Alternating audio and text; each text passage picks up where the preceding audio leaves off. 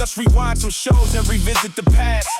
Whether it's reality TV or crime stories like forensic files, get the popcorn out, relax, and curl up with Maribel Blue in her new Unfiltered Rewind show.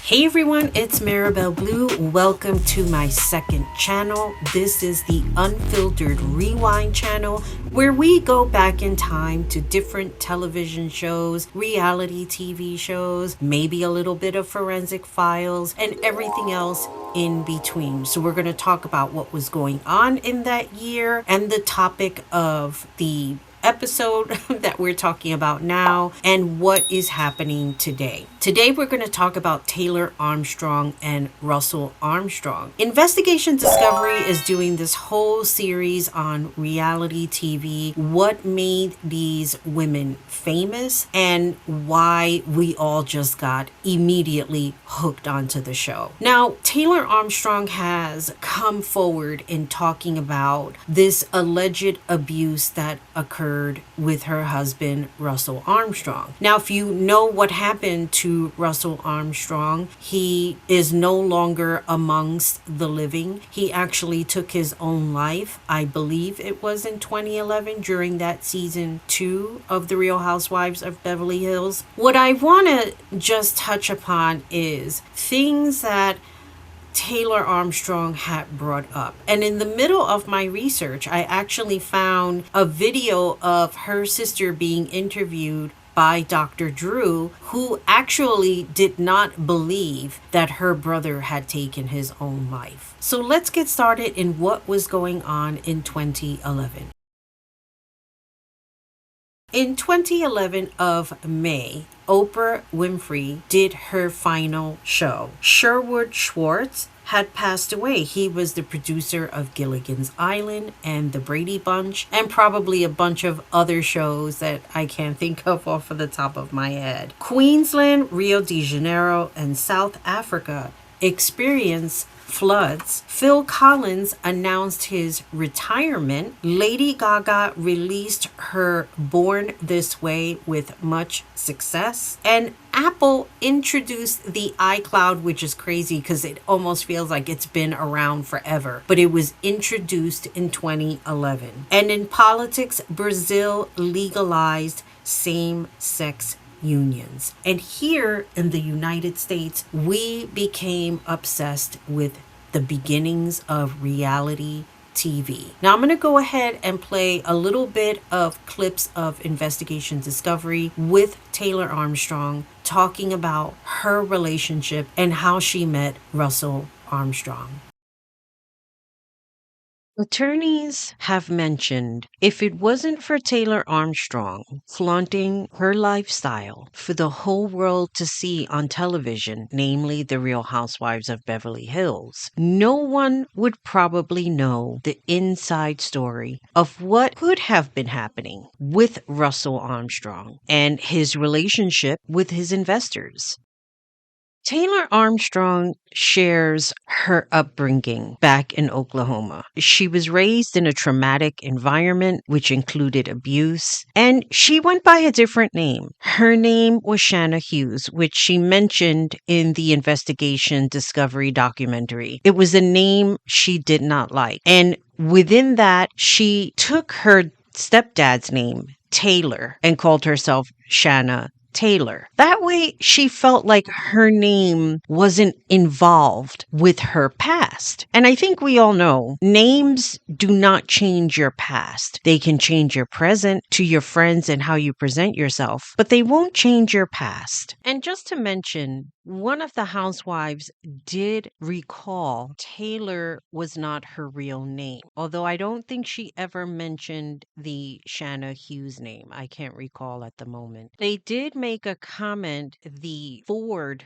name was something that she took because she was trying to be a copycat of some sort. However, Taylor did mention that she liked the name Ford because her favorite designer was Tom Ford. So in the midst of changing her names, she went from Shanna Hughes to Shanna Taylor. and then moved to Taylor as a first name and became Taylor Ford. And at some point, after meeting Russell Armstrong, she became Taylor Armstrong. So let's go back to 2005. According to the investigation discovery document, Taylor Armstrong was working for a textile company. In this part, Taylor Armstrong shares meeting Russell for the first time at a restaurant at the Four Seasons. She says he was with a crowd. He seemed to be the loudest one there. And I guess they caught each other's eyes and they started talking and exchanged numbers. She goes on to share that Russell gave her the impression he was the life of the party, very outgoing, very sarcastic, not letting on that he was interested in her, but eventually they started talking some more and getting to know each other. She discovered that he had 2 children from a previous relationship, and she also caught that southern vibe from him, being from Texas, and she's living in Los Angeles. She said on their first date, he had opened up the door for her, and that's something that's not common living in LA, which is kind of sad when you think about it, but okay. So I'm going to go ahead and pause here for a minute and just get into what was going on in that time. I mean, you're talking about Beverly Hills. A lot of what was featured on these TV shows was about being rich. They would talk about charity, have these elaborate parties as part of the show. See, the show had a formula. The formula was who was having friction because they were off for whatever, however the show ran. So let's say for the summertime they're off, and then you would see them coming back in the winter time.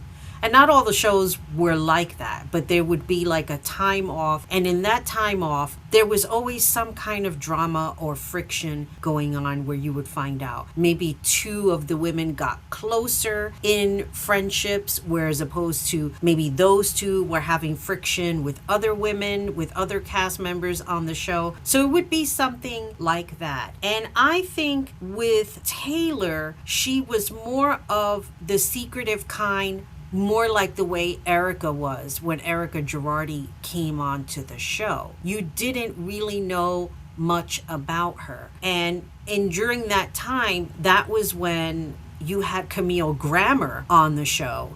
And she had a whole other shit going on with her and her husband. It was allegedly told that the reason why Kelsey Grammer pushed her to be on the show so that he could be with his side chick. But we don't know if that's true or not. I mean, they've long since divorced, and Kelsey Grammer's with the woman that he met while he was with Camille, and he's a happily married person with children, and so be it. But when you're talking about things that are going on here and now within this realm of the season and what was going on with her and Russell, the sister actually saw it completely different. Now I'm going to play a clip that I found with Dr. Drew. He was interviewing her, and she talks about what was really going on with Taylor and Russell. Now, you know, when it comes to in-laws, there's always going to be some friction. There's always going to be, that's not the way we saw it. That's not really who she is. There's always going to be that in some form or another. But I'm going to go ahead and play this video that I found. To you that you like being on the program? At first, there was interest, and then towards the middle and end of it, no. In fact, I had a spot on the show as well with Sally, the co-producer, where I was coming in to do a part of the second series, and Russell was the one that called and said, "Laurie, please don't." And he goes, "You've been through enough, and so have your children." So no, he didn't in the very end. Okay, and what do you wish had been done for your brother? What do you wish had been different? You know, I think the biggest unjust thing that happened was that they, you know, reality or not, what they did was they completely defaced his character, because I don't know that man that they talk about on that show, nor was he anything like that. And Taylor, shame on her for doing this and for thinking that all he was is bad. You know, if that's the case, then why did she stay there and spend his money? So that's irritating. And Laurie, is it possible he had bipolar disorder, which I've sort of heard bantered around, and was getting into a manic state, and in that manic state he was somebody different than you were accustomed to seeing? I've been with my brother long enough to know, and so have other people. I have not ever witnessed that. I know that probably with drinking, there were some episodes where he would, you know, change somewhat of a personality, but like most people do, I guess, in a drunken state.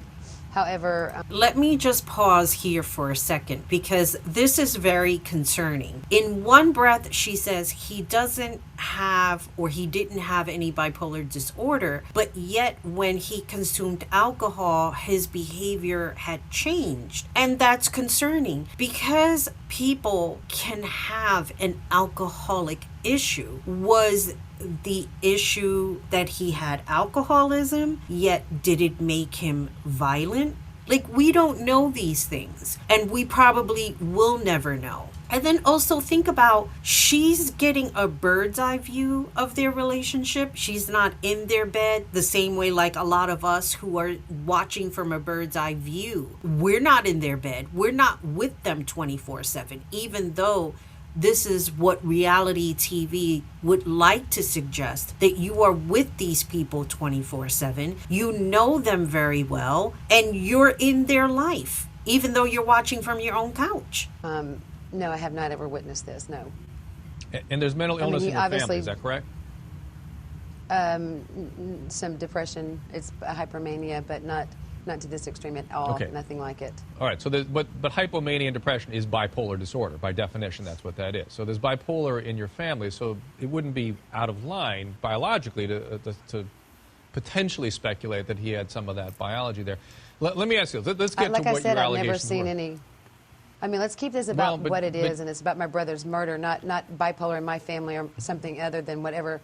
Let's look at what narcissistic Taylor is doing. If she wants to call somebody a narcissist. This is what I want to talk to you about. What about the So you see, she doesn't want to address whatever issues that are going on. Caught what she said. She called it a murder, which there was never any proof of that. And then she wanted to pass all of the blame onto Taylor on what happened. And we really don't know. That's the thing. We just don't know. murder? Tell me about that. You make allegations that we can't confirm, we can't refute, but you say this was not a suicide. Tell me about that. Well, when you go and I was on air with Nancy Grace on CNN when I found out that there were pillows stuffed in the windows. The coroner indeed told my mom that there were no bruising, there were no bruises on Russell's body or nothing out of the ordinary. That didn't appear like it wasn't suicide. And then on live on the air, I learned that he was bruised on the right side of his body.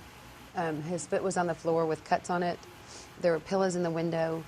There's a lot of grave evidence things that are just not normal. Taylor's behavior, why wouldn't she call us and tell us that Russell had died and have somebody else call us 24 hours later, not the day, not right then. There's a lot of red flags to me, as well other people, that I want answers for. Can you tell me some of those other red flags? I mean, so far, not sure. Sure, there's the Taylor going into his office, probably when he was not even cold yet, unauthorized, and not once, but probably, they said twice. What was she looking for? Why was she trying to protect herself, which was their comment when I asked why she didn't call my mom or dad to tell them that their son had died. And she's protecting herself from what? She knows something. I know in my gut that she knows something. You know, when someone passes away, especially in the way Russell Armstrong did, everyone has a lot of questions. They're not happy about what happened.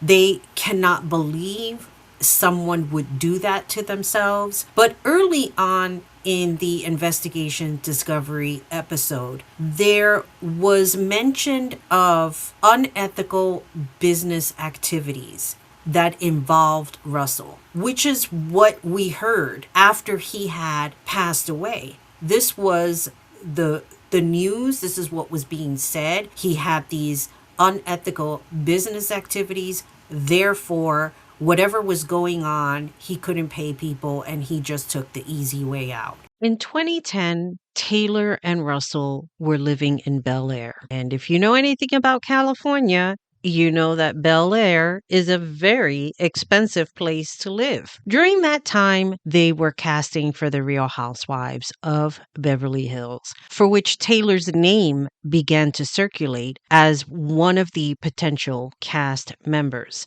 While Taylor was interested in auditioning for the Real Housewives of Beverly Hills, she does confess in their relationship there were red flags. But she chose to ignore a lot of those red flags due to her and Russell already having a child. She was living a life that she had never lived before. She had nannies, she had a big home. Everything was at her beck and call, basically. So, because of that, she excused Russell's alleged behaviors and just chalked it up to moments that he was having. And when you think about Taylor's mindset at that time, she was willing to turn away from what was in front of her because she did not want to disrupt that type of home life for herself and for her daughter. Now, going back to the audition for The Real Housewives, Taylor felt as though this was a good idea. Russell at the time thought it was a good idea as well. They were both excited, and she mentioned how much he loved being in the spotlight. The thing with being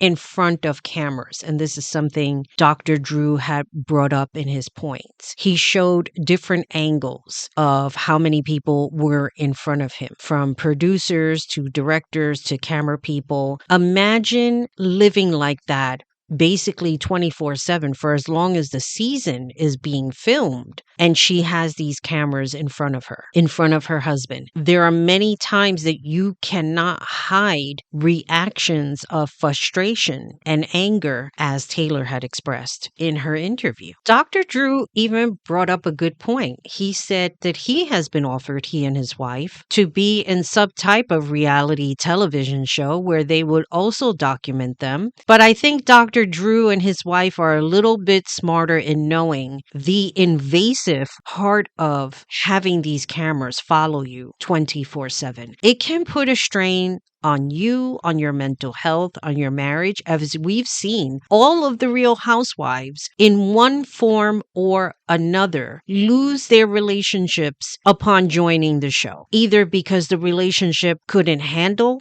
the cameras or just a variety of things that occur when being on reality TV. The fact is, the cameras being around you 24/7 can take a toll on your relationships. And you see, this is the formula of what the Real Housewives franchise is all about. When you think about relationships past, when you think about Erica Girardi and what happened with her husband and how she was keeping these secrets about him having affairs and her giving him her money that she was making from the show, which was crazy. Because my whole thing was Erica presented herself as a woman who was strong and fierce and nobody got in her way, but yet she was like a meek little lamb when it came to this man who allegedly was taking money from funds that was put away for people for class action lawsuits, and he was using it for himself, which is not what you're supposed to do if you're an attorney and you're handling class action lawsuits. You have no idea how many times I've said that.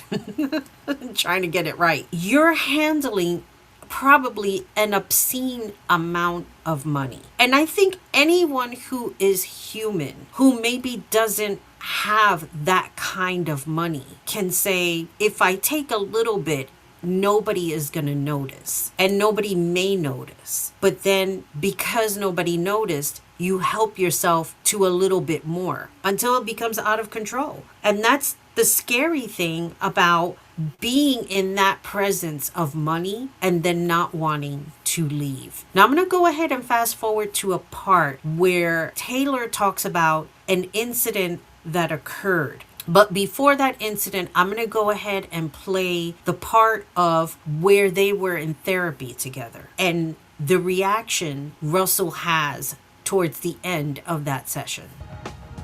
Come on in. Have a seat. Thank you.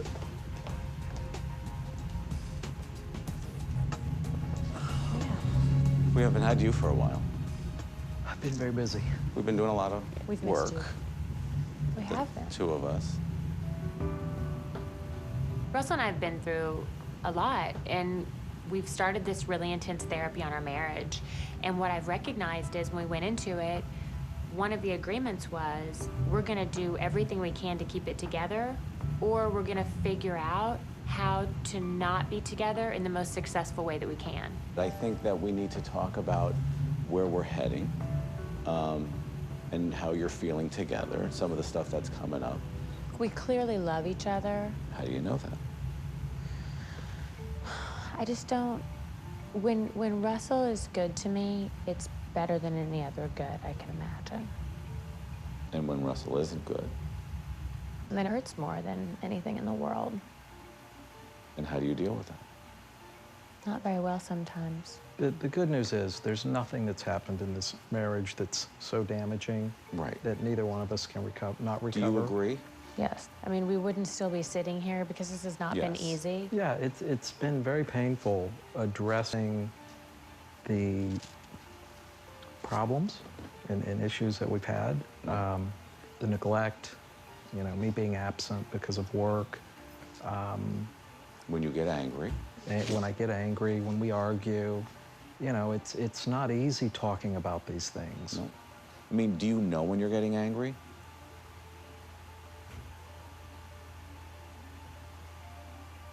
Do you get past it? You know, it's not a nice process. What does that mean? Does it get, you mean when it gets loud and mean? You say things you don't mean. You say things you don't mean, you get angry. You're mean and you're aggressive, and you don't even mean it when it's done, but the bottom line is it just becomes nasty. I think understanding why you want to hurt that person, figuring out why am I throwing this dagger at them? You want to hurt them. Why do I want to hurt them? Because I'm angry at them. Why am I angry at them? Figure out what you're angry at and tell them like an adult in a respectful way. The dynamic of communication is what really has to be fixed if we're going to go forward in the future. And that means know when you're angry before you're really angry. This whole process has brought all of this to the forefront. Right. And the problem is without the counseling, you know, it's like you're just going through life out of control.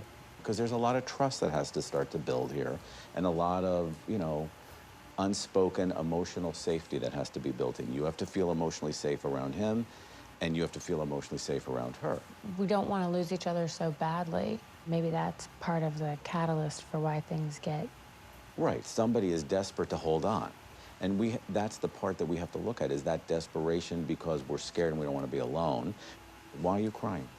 Why does that make you sad? I just want it to be over. You know, I want all the hurt and the heartache to be over, and it just to be happiness and to just keep building, which we're doing.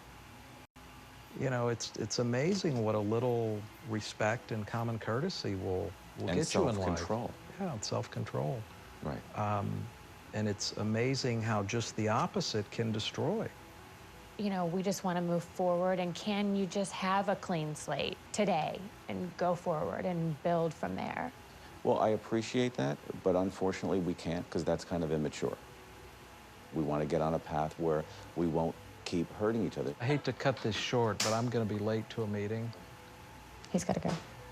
So I'm going to stop it from here and just address the end part of what happened in this video. You're talking about Taylor saying that she wanted a clean slate and the therapist saying that's immature. Yeah, it is. I have to agree, because you can't erase the past. We can only learn from the past. Hence the reason why a lot of us are in the mess that we're in now in the political spectrum. And I don't want to talk about politics, but needless to say, I was just using that as an example. It's very frightening to have someone say, I just want a clean slate. I don't want the abuse. I don't want the argument. I just want the love to be present, and I want a healthy relationship. Asking for a healthy relationship is not unrealistic, but asking to, let's forget about what just happened there. Let's forget about you possibly punching me in the face. Let's just forget about that and let's just start all over again from the beginning. Clean slate. You can't forget about those things. It was clear to Russell in that moment. He was there because it's part of the script or part of the storyboard, part of the storyline. He was not interested in being there. And it was really about just getting through that moment until you saw him look at his watch. Now, going back to the investigation discovery portion, Taylor meets up with Dr. Drew. I played you the beginning, Dr. Drew, back 14 years ago. He was interviewing Russell's sister, who blatantly accused her. Why was it you were looking for things? Why was it you did certain things? Why was it you were not the one who made the phone call? While I could understand the distress that she must have been experiencing, where maybe she just couldn't talk on the phone, she was too emotional, and she had someone else make the call, I can understand that. But at the end of the day, you have to talk to his family. You have to let them know what was going on. Once his boys were visiting us, and I had made them a pizza. He came in the house, grabbed me by the throat, and put me up against the wall. He said, if you ever serve my kids a pizza without a vegetable again, I'll kill you.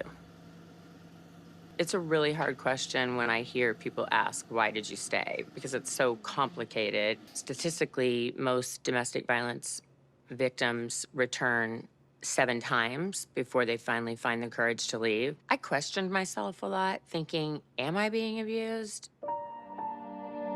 Because I would think to myself, I really do have it all. I have the life that I thought I always wanted. I'm on a television show. I have a nanny, a house, lots of friends, a husband. My daughter has a father, and she goes to private school. And so how can I really say, oh, I'm abused, I'm a victim? You know, it just felt cringy to even think like that. As a viewer, we could kind of sense something was off, but you just didn't know what it was. I remember a very specific limo scene with Russell, and we had the cameras on, and I was afraid that he was gonna explode in the car because I could see it. I could tell when he was about to boil over, and I could just tell he would start to give me this look, and I thought, oh no, this is gonna happen. And we were in a limo with cameras everywhere, and we were pretty close to home, and I was thinking, just let us get home before this happens, because he could not control himself. And let me just say how frightening it is to know there is this anger boiling, and he's sitting there and she's thinking in her head, don't let him have this explosion. Wait till we get home. That's a very terrifying feeling. Now, in this episode, she goes on to talk about an incident that occurred in Vegas where Russell actually hit her so hard, he damaged her eye. And during that season, I believe she did, makeup to cover it up or what have you. It came to a point where she could no longer hide it. Now I'm going to go ahead and fast forward to the video of when she meets with Dr. Drew and they talk about the situations of what happened. Further into the investigation discovery documentary, Taylor shares very disturbing stories that took place between her and Russell. She shared an incident where she had given his boys pizza, and upon discovering that, he physically abused her and told her that if she ever gave his boys any type of meal without a vegetable, he would harm her. And this is disturbing. And she still stayed in the relationship. She even shared another incident where she had gone to Vegas at a party. And when she came back to the hotel room, Russell continued to instigate or try to bring up an argument, being accusatory of her doing something with someone. And all she said that she was just trying to get to sleep. I believe this was her birthday party, if I'm not mistaken. And she said in that instant of her just trying not to engage or anger him, he lifted up his fist and hit her where he dislocated her eye. And he actually did damage. Now, this was during season 2 of The Real Housewives of Beverly Hills. And she basically had to put on makeup to cover the damage of her eye. And even though she covered up many of the facial marks that she had, the fact was a lot of the women that were cast in this season knew exactly what was going on. Even though Taylor expressed this reasoning for what she considered the definition of abuse, it wasn't until that incident occurred where he hit her face and left damage to her eye. She realized she can no longer live in this capacity, because what else was going to possibly trigger Russell? Imagine having the cameras on you 24/7, like she talked about in this particular scene, and afraid Russell was going to have an explosion of sorts. And how can one explain themselves out of that? It was already the end of the season after The Real Housewives was already filmed. And there were rumors going around about the problems Russell Armstrong was having. But nothing could be solidified because Russell wasn't talking, and neither was Taylor. Taylor did separate from her husband, so they were living in separate houses, I guess, for whatever was going on in that moment, whether he was living in a separate house or renting. Taylor was set to have a meeting with Russell. She contacted him. She did not get a response, which she thought was strange. She decided to go to see him, and she took her friend with her who was some kind of a kickboxer, like a champion kickboxer, because she was afraid. I would be too. I mean, if I got hit like that in the eye and had to have surgery, I would be afraid as well. There was a different vibe she had gotten when she got to the house. And they were trying to get in, according to what she said in the Investigation Discovery documentary. She said she was able to open up like a door or like through a window or something like that. And it was then that she entered into the bathroom area where she had seen him hanging. He was basically unalive. Now, the 911 call was very disturbing. Unfortunately, I may not be able to play it because of the copyright YouTube has on Investigation Discovery, so this is the reason why I'm showing pictures. But Taylor Armstrong was absolutely inconsolable. If you listen to the 911 call, I will link that video below. The man who made the call, which was her friend, was telling the person at 911, just hurry up and get over here. Like, stop asking questions. Just bring somebody here now because it does not look good. And I would imagine when you find somebody in that state, the last thing you want to do is tamper with any evidence. You don't want to lift them up and take them out. But, at the same time, you don't want to leave them there. So somebody needs to come and remove them. Taylor mentions that at that moment was when she remembered that her daughter and the assistant were in the car waiting for her. And not only was she dealing with her own grief in that moment, but then now having to tell the daughter her father is no longer alive.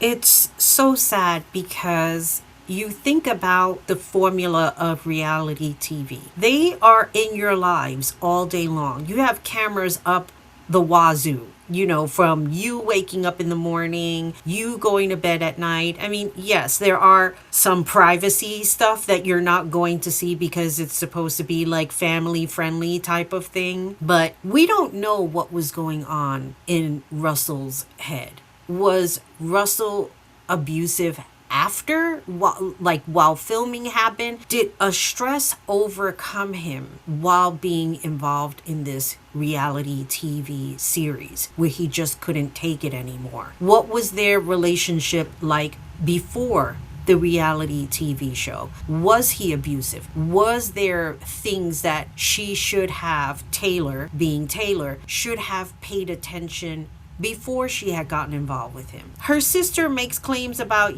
well, what were you doing? You were busy spending his money or whatever. I mean, think about the beginning. She had an Amex Black card. She had a life that she never had before. She mentioned in the beginning that she always went out to eat. She didn't cook or anything like that. I don't know what goes through a person's mind when they come into a fortune by means of somebody else, through a relationship, through having won the lottery. In this case, through a relationship. Perhaps she probably felt she could endure the abuse so that her daughter could have a good life, so that she could have the nannies and the big house. I mean, I just don't know. Right now, where Taylor is at, we've just seen on the investigation Discovery.